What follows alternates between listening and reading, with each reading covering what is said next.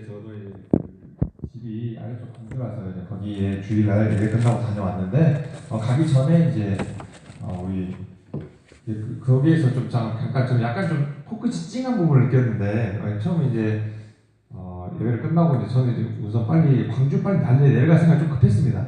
그래서 이제 교회가 이제 언제 마칠지 모르니까 이제 그 버스 차를 끊어놓지 못하고 이제 빨리 가서 이제 터미널 가서 이제 끊어서 어떻게 있는 차편을 알아서 타서 빨리 가야겠다라는 생각을 하고 있었어요. 하고 있었는데 가기 전에 그래도 우리 청년 장로님들 만나고 가야겠다라는 생각으로 이제 4층을 올라갔습니다. 4층 올라갔는데 보니까 임원들이 안 보여요. 이상하다. 몇몇 청년들 앉아 있는데 임원들이 안 보입니다. 임원들 다 어디 갔어? 했더니 아래에 있대요. 그래? 아래에서 뭐하지? 가봤더니 회의를 하고 있어요. 나한테 말 안 했어? 목사님 가시라고 말했대요. 그런 게 저는 당연히 이제 그래서 왜 이야기 안 했냐, 어쨌든지 임원이 모였을 때는 나도 있어야 된다고 생각을 하는데 그래서 이제 가시라고 그랬대요. 그래서 거기에서 이제 서로가 저도 어떻게 해서든지 우리 청년들이 있는 곳 가운데 있으려고 하는 그런 마음을 가지고 있었지만 또 그에 또 이쪽에서 반작용의 측면에 있어서는 청년 임원들이 목사님 빨리 이제 어차피 가셔야 될 텐데 빨리 가시라고 그런 배려심이 이렇게 느껴져서 한 가지 좀 마음이 좀 감동이 있었습니다. 그래서 또 한 가지 감동이 뭐였었냐면 4층에 딱 올라가니까 뭐 갈 친구들, 외출할 친구들 나가 있고 나머지 친구들이 거기 남아 있었어요. 뭘 하고 있었냐면요, 그 앞에 이제 불판을 이렇게 해가지고 불을 떼고 있었어요. 거기에다가 전이라고 하나 부침개 이런 것도 몇 장 그 위에 올려놓고 빨리 구워 먹고 있는 거예요. 그거 보면서 야 정말 따뜻하다라는 생각이 너무 들었습니다. 그냥 집에 자기 어차피 그들도 집에서 명절을 세려고 부모님들이 기다리고 계실 것이고 그들도 어떻게 됐든지 명절에 가서 명절을 건너러 가야 될 텐데 거기서 앉아서 삼삼오오 모여가지고 지원이 엄청 많지도 않아요. 몇 개 누가 오다가 생각나서 사왔어 하고 이렇게 던져주는 약간 느낌입니다. 그래서 가지고 그거 먹고 앉아 있는데 냄새 막 풀풀 풍기면서 앉아 있는데 그 모습이 어찌나 좋아 보이는지 몰랐습니다. 그래서 그 순간 보는 순간 광주 가지 말까? 라는 생각이 들 정도로 그런 따스함이 저는 느껴졌습니다. 그래서 이번 설 명절 여러분들 어떻게 보내셨습니까? 잘 보내셨습니까? 우리 별로 반갑지 않은 한 살을 더 드시고 오셔서 반갑지 않고 즐겁지 않은 그런 설날 연휴였을 수도 있겠지만 또 그곳에서 이제 우리 아까 기도 인도자가 기도했던 것처럼 좀 듣기 싫은 소리들을 듣는 사람도 있었을 겁니다. 그들도 그런 지경에 이르렀을지라도 우리 주님께서 주시는 위로와 평강이 여러분들 가운데 마음에 들어와서 여러분의 예배를 통하여서 하나님을 만나가고 하나님을 통하여서 위로를 받는 저와 우리 모든 청년 공동체가 되기를 간절히 소망합니다. 이제 이번 주 우리 돌아오는 우리 금토 정말 임박했습니다. 임박해서 이제 우리 수련회가 앞당겨져 왔죠. 뒤에 그 회비를 보니까 15,000원 너무 싼 것 같아요. 그래서 제가 사실 그랬거든요. 임원들이 이거 회비를 15,000원 하겠대요. 그래서 그러지 말고 2만원을 받자. 왜 15,000원이냐. 그래서 사전 등록자만 15,000원 하고 당일 등록자는 2만원 하자. 그랬더니 마음이 약해가지고 또 2만원을 못 썼어요. 보니까 그냥 15,000원으로 이렇게 한 것 같은데 여러분들 우리가 회에서 돈 벌자고 하는 거 아니잖아요. 교회 사역이 돈 벌자고 하는 사역 절대 아닙니다.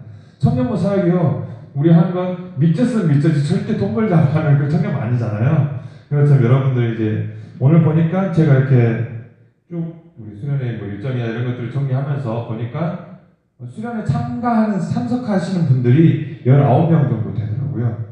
선발대 후발대 모두 합해가지고. 그런데 여기서 무려 선발대가 8명, 9명이나 돼요. 거의 절반 정도가 선발대로 참석을 하더라고요. 그래서 그걸 보면서 우리 청년부들이 그래도 수련을 가고자 하는 마음들이 다들 있구나. 웬만하면 한번 스케줄 있어요, 바빠요, 회사 못 빼요, 아르바이트 있어요 이러면서 대부분 웬만하면 구실을 삼아서 빠지려고 하는 그런 면이 대부분인데 우리 청년분 웬만해서는 그것들 다 내려놓고 연차 쓰고 이래가지고 웬만해서는 수련회를 가야겠다라고 하는 마음을 가지고 있는 것처럼 그런데 그렇게 여겨졌습니다. 그래서 우리 오늘이 마지막 기회입니다. 마지막 기회니까 여러분들 결단하시고 지금 마음 확장하신 분들은 혹여나 마음 바꾸시지 마시고요. 혹여나 나 못 가, 나 안 가 하셨던 분들이라도 여러분들 꼭 다시 한번 생각해 보시고 제보하셔서 우리 함께 가서 그곳에서 우리 막 그렇게 일정도 보셔서 하시잖아요. 그게 빡세잖아요. 예배 한 번 정도밖에 안 드리거든요. 그냥 가서 우리 교제하고 우리 주 안에서 같이 교제 나누는 부분들이 대부분인데 말씀 드리고 예배 드릴 때는 충실하게 쌈박하게 딱 하고 우리 함께 교제 나눌 때는 또 즐겁게 그 교제 나눌 수 있는 그런 수련회로 우리 올해 이렇게 구성이 됐습니다. 우리 여러분들께서 다시 한번 마음을 고쳐 잡수시고 우리 수련회를 가는 방향으로 그렇게 여러분 결정하는 여러분 되기를 간절히 소망합니다. 그래서 이제 우리가 이번 주에 수련회를 앞두고 있어서 우리가 오늘 본문을 통하여서 영적 성숙에 관하여서 우리 함께 말씀을 보고자 해요. 우리 모든 인생들, 모든 사람들은요 태어나면 성장해야 됩니다. 아기가 태어났습니다. 아기가 태어났는데 아기가 자라지 않아요. 계속 그 모습 그대로 있어요. 키도 크고 몸집도 커지고 그래야 되는데 자라지가 않습니다. 그러면 어떻게 해야 됩니까? 문제가 있는 겁니다. 그러니까 의사를 찾아가야 해요. 그런데 또 반면에 몸은 열심히 자라고 있습니다. 몸은 계속 커지는데 정신적인 연령이 자라지 않습니다. 정서적인 측면이 자라지 않아요. 그렇다면 어떻게 해야 됩니까? 그 사람 역시도 큰 문제입니다. 문제가 아닌 게 아니에요. 제가 최근에 저는 대부분 이제 TV 프로그램들을 다운을 받아서 보기 때문에 광고를 잘 보지 못하는데요. 이번에 이제 광주 가서 이렇게 TV를 보고 있으니 거기서 이런 광고가 나와요. 한 등치 큰 아이가 이렇게 와가지고 약간 좀 왜소한 아이를 툭 이렇게 가다 치는 것 같아요. 그 조그만 아이가 넘어지더니 이렇게 딱 쳐다보고 있으니까 그 큰 아이가 이렇게 쳐다보면서 선배 미안 이러더라고요. 그래서 키 자라게 하는 약이다 약이다 이런 것들을 광고하는 그런 거였습니다. 그래서 선배임에도 불구하고 키가 왜소하기 때문에 이렇게 밀려가지고 이렇게 하는 그런 것들을 보게 됐는데 그런 것들을 보면서 요즘 결혼을 안 하면 결혼을 안 해서 문제, 결혼을 하면 또 애를 안 낳아서 문제, 애를 낳고 보니까 또 애가 안 자라서 문제. 사람의 걱정과 고민이라는 것이 끝이 없는 것 같아요. 우리 대부분 여기는 아직 미혼들인데 여러분들 감안해보세요. 지금 여러분들 결혼 안 한다고 갈등당하고 있겠지만 나중에 결혼해보세요. 왜 애 안 낳냐 이제 갈등당하고 그 다음에 또 애가 또 태어났는데 왜 안 자라지 하면서 계속해서 이제 고민에 빠지는 그러한 우리 인생의 연속성인 것들을 우리 볼 수 있습니다. 그런데 우리 보면요 동물들 있잖아요. 동물들을 보면 처음에 태어나고 이렇게 마음을 받으면 조금 있다가 재부실을 합니다. 그들은 송아지 학교, 돼지 학교 다니지 않아요. 어떤 선생님이 가르쳐줘야지 그들의 삶의 살아가는 패턴이나 이런 것들을 알지 않아요. 그냥 그들이 가만히 놔두면 알아서 풀도 뜯고 알아서 잘 돌아다닙니다. 그래서 본능에 의하여서 움직여도 그들은 그들의 삶에 자신의 구실을 하면서 살아가요. 하지만 우리 사람은 그렇지 않습니다. 태어나서요 부모의 돌봄과 젖먹이가 없다면 그 사람은 결코 살아날 수가 없어요. 생존할 수가 없어요. 태어났는데 부모도 없고 그 주위에 있는 사람들의 가르침도 없습니다. 그렇다면 그 사람은요 정상적으로 이 세상을 살기가 어려워요. 그래서 인간은요 태어나는 것 그 자체로는 부족합니다. 그래서 누군가 가족들의 돌봄, 사회적인 안전망 이런 것들이 주어져야만이 그 사람은 비로소 사람 구실을 경험할 수 있어요. 동물과는 완전 다릅니다. 우리 신앙은 어떨까요? 신앙에 있어서는 영적 성장이라고 할까요? 영적 성장 필요할까요? 필요합니까? 영적 성장을 하지 않아도 우리가 사는데 별반 어렵지 않은 것 같아요. 근데 영적 성장은 필요합니다. 꼭 필요합니다. 그래서 방점을 찍어야 될 곳이 꼭입니다. 꼭.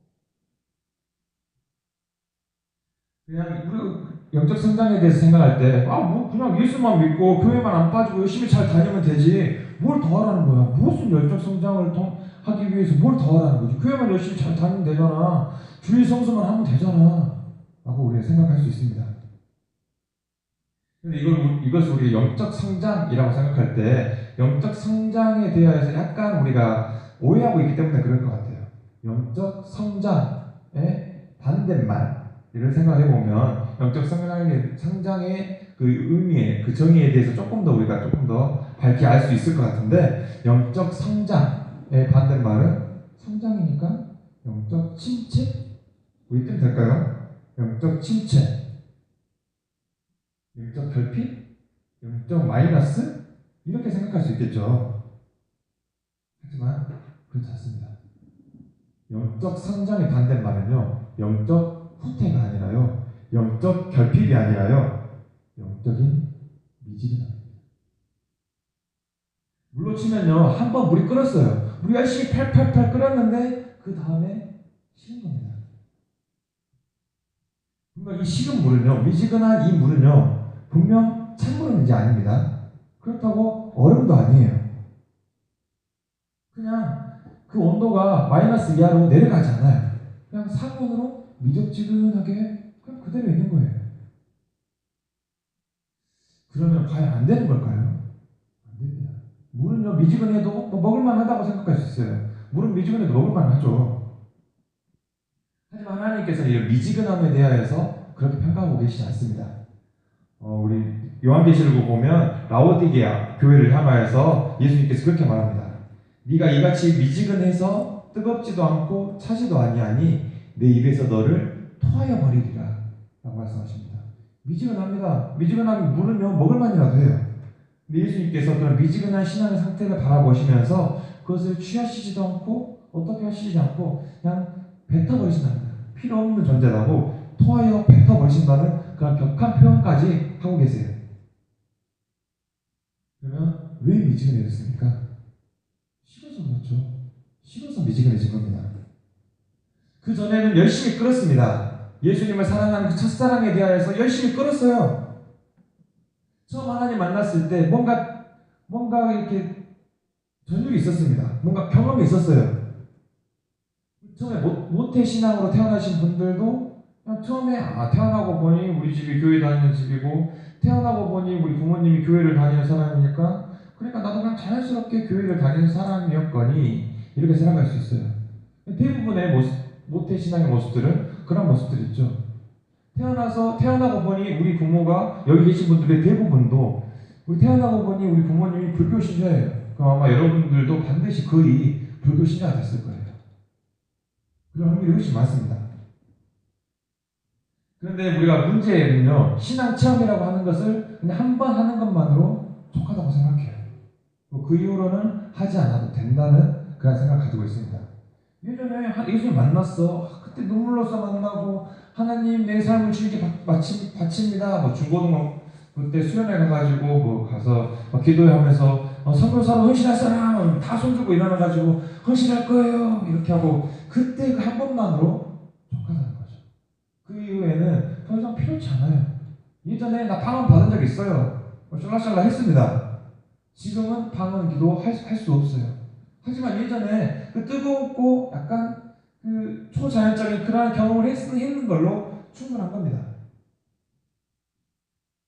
그런데 하나님과 있어서 첫사랑이 만나 하나님과의 관계에 있어서 이 하나님과 사랑 나누는 것 이런 것들은 결코 싫어서는 안 됩니다. 계속해서 불을 계속해서 지켜줘야 돼요. 이렇듯이 영적 성장은 반드시 필요한 겁니다. 성경에서도 그렇게 이야기합니다. 우리는 예수님 믿고 구원받고 우리가 변화되어지고 다시 태어나고 거듭나지 않으면 천국 갈 수 없다고 했으니까 거듭났으니까 우리 천국 가겠지. 거듭났으니까 됐어. 중생했으니까 됐어. 이걸로 결코 만족할 수가 없습니다. 성경에서는요, 이후의 삶을 성경에서 이제 이론적으로는 성화라고 하죠. 성스럽게 화되어 간다. 영적 성장에 대하여서, 영적 성숙에 대하여서 성경에서는 계속 이야기를 하고 있어요. 에베소서에서는 우리가 오늘 읽은 본문에서 역시 범사에 그에게까지 자랄지라 라고 이야기합니다. 절대 그 신앙 그대로 있으면 안 된답니다. 예수님께 다가가도록 예수님께서 계시는 그곳까지 우리가 더욱더 다다를 수 있도록 더욱더 영적 성장을 위하여서 계속 노력해야 된다. 그렇게 이야기합니다. 베드로 사도도요, 베드로전서 2장에서 순전하고 신령한 자들 사모하라 라고 이야기합니다. 그래서 구원에 이르라 라고 이야기하고 있습니다. 요한복음 12장에서 여러분 잘 아시는 말씀 있지 않습니까? 하늘의 미랄이 땅에 떨어져서 썩지 아니하면 하늘 그대로 있고 죽으면 많은 열매를 맺느니라. 하늘의 미랄이 뭐 썩어져야 되나 보다. 뭐 그런 찬양도 있는 것처럼 미리 그런 씨앗의 원리가 그런가 보구나. 땅이 심겨져서 그 씨앗이 썩어지는 과정이 있고 그 다음에 이렇게 꽃이 나오는 거구나. 이런 것들로 받아들일 것이 아니라 그 하나의 밀이 땅에 떨어져서 그대로 있지 않고요. 그것이 썩어서 죽어지는 겁니다. 이것이 그냥 썩고 죽는 문제가 아니라요. 썩고 죽어지는 것을 성장이라고 볼 수 있는 거죠. 성장해서 많은 열매를 맺어야 된다는 거예요. 그러니까 미랄이 있다고 해서 그것이 땅에 떨어져만 있다고 해서 끝난 것이 아니라 거기서 싹이 나고 줄기가 나고 잎이 나서 꽃이 피고 맨 마지막에 열매가 맺히는 그 과정까지 반드시 이루어야 한다는 것이죠. 그런데 사람들이 좀처럼 이렇게 영적 성장을 하려고 하는 모습을 결코 가지지 않습니다. 그냥 귀찮거든요. 귀찮고 불편합니다. 또 그리고 영적 성장의 과정이 고통스럽기 때문이에요. 무슨 예수님 믿으면 되지 무슨 모임까지 하래. 예수님 교회만 열심히 다니면 되지 무슨 청년부에 등록해서 다니라고 그래. 이런 생각을 하게 됩니다. 그래서 이런 과정들이 불편하고 어려운 거죠. 그래서 영적 성장 그렇게 안 하고 있는 그런 사람들이 많이 있습니다. 그런데 이러한 부분들을 보면요, 우리 교회는 아직 그 대형 교회가 아니라서 이제 그런 부분들이 조금 덜 존재하는데 대형 교회 이제 여러분들은 대부분 우리 저 같은 경우는 교육자에서 이쪽 이동을 하는 그런 부분들이 있는데 여러분들은 대부분 한 교회에 이렇게 등록해서 다니면 거의 이제 내가 그 교회에서 상처받고 어떤 계기가 있어서 떠나지 않는 한은 우리 한 교회에서 끝까지 섬기지 않습니까? 그런데 대부분 그 대형 교회는요, 모든 게 교회가 움직이는데 시스템이 움직여요. 그러니까 가서 뭐 이렇게 일일이 우리는 그래도 숫자가 좀 빤하니까 약간 좀 디테일하게 들어갈 수 있는데 거기는 그렇잖아요. 뭐든지 이게 있습니다. 알아서 등록하십시오. 근데 우리는 이렇게 이런 게 있습니다. 가가지고 좀 해, 좀 같이 좀 하자, 뭐 이런 것들 하잖아요. 교회는 대형 교회는 열어놓고 이런 게 있습니다. 알아서 가서 하십시오. 어느 날 수련회를 갑니다. 수련회 등록을 여기서 착착착 하고 나면 여기서 이제 학교 다닐 때도 그랬던 것 같아요. 사경이 같은 거는 등록을 하고 나면 그 옆에서 그 코스트코 모핀 하나하고 그 카프리선 이거 하나 딱 줘요. 그걸 또 받으면 그 옆에서 책자를 딱 봐요. 시스템적으로 착착착 해서 차에 탁 타고 탁 가서 거기서 탁탁탁탁 이런 게 대부분의 그 대형 교회가 이제 그 운영되어지는 그 시스템적인 원리거든요. 그런데 이런 교회에서 보면요, 그 사람들이 성도들이 영적인 성장을 하지 않습니까? 영적 성장을 하고 성숙을 하면요, 목사들이 싫어요. 왜냐하면 성숙을 하면 그만큼 이제 머리에 등이 많아지지 않습니까? 하면 나 가지고 이것저것 막 계속 질문한다. 귀찮게 해서 이거 뭐예요? 이거 왜 그런 거예요?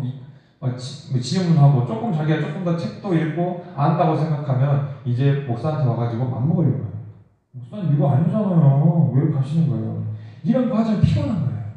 그래서 대부분의 그 교육자들조차도 자신의 교회 사람들이, 교회 성도들이 성장하는 것들을 그렇게 많이 바라지 않습니다. 불편하기 때문이에요. 계속 악의 상태로 두는 겁니다. 그런데 이 영적 성장을 위해서 고통스러운 것, 고통을 받는 것은요, 고통은요 필수예요, 필수. 어떻게 보면 운동선수들 있지 않습니까? 운동선수들이 있으면 운동선수들이 열심히 이제 단련을 하잖아요. 운동량도 많고 막 이렇게 하다 보면 근육통이 생길 수밖에 없습니다. 야구 선수도 막 이렇게 하다 보면 팔을 이렇게 해보니까 팔이 막 한쪽이 이쪽 귀 이렇게 더 들고 막 그런 사람도 있지 않습니까? 그런 것처럼 우리 아이들도 그렇지 않습니까? 아이들도 이렇게 성장을 하다 보면 성장통이라는 게 존재하듯이 그가 자라는 데 있어서 고통은 필수인 겁니다. 근데 우리는 이렇게 다이어트 같은 거 많이 하잖아요. 나는 먹을 거 다 먹고 운동도 안 하고 먹을 거 다 먹고 편하게 쉴 거 다 쉬면서 나는 좋은 몸매, 좋은 비율, 좋은 근육질의 몸매를 갖기 원한다 라고 한다면 그건 거짓말이죠. 예전에 제가 우리 교회 앞에 다니다가 그런 헬스클럽에 그 팻말을 본 적이 있어요. 뼈만 남겨놓고 다 빼드리겠습니다. 아무튼 그런 헬스클럽의 그런 문구처럼 약간 사기성이 짙은 것 같아요. 고통 없는 성장은요, 결코 없어요. 하기 싫은 것 다 안 하면서 성장을 한다는 것, 그건 결코 존재하지 않습니다. 그래서 영적인 성장을 위해서 성장을 하려고 하다가 보니까 당하는 그런 고통은요, 결코 질병이 아닙니다. 그것은 우리의 영적인 건강과요, 영적인 구원과 연계가 되어 있습니다. 근데 우리 예를 들면 이렇게 생각해 봅시다. 영적 성장을 위해서 계속 기도했어요. 열심히 기도했어요. 그런데 응답이 안 옵니다. 기도를 열심히 했어요. 응답이 안 와요. 고통스럽겠죠. 시험에 빠집니다. 이것이 영적 성장통입니다. 영적 성장을 위해서 열심히 성경 말씀을 열심히 읽었어요. 하나도 이해가 안 돼요. 읽다 보니까 레위기 정도 출애굽기 뒷부분 정도 가니까 못 읽겠어요. 그쳤어요. 노력하는데 못 읽겠어요. 이게 영적 성장통이에요. 영적 성장을 위하여서 옆에 있는 누군가를 열심히 도와주고 있습니다. 교회에서 막 옆을 구제하고 다른 사람 도와주고 이렇게 하라 그러니까 한번 해봤어요. 그런데 도리어 오해를 했습니다. 그래서 더 나아가서 덤태기까지 썼어요. 억울한 누명까지 썼습니다. 이게 영적인 성장통입니다. 교회도 역시 마찬가지죠. 우리 청년부도 역시 그럴 겁니다. 어떤 의사결정이나 어떤 것을 하는 것에 있어서 열심히 하려다 보니까 그 가운데서 뭐 토론하고 논의하다가 논쟁이 벌어지고 그 가운데 상처를 받았어요.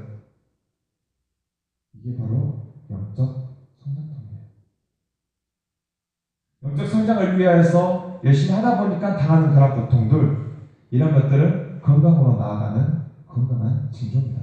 열심히 헬스클럽 다녀보신 분들 알 거예요. 그랬더니 막 열심히 와가지고 막 팔이 끊어질 것 같아요.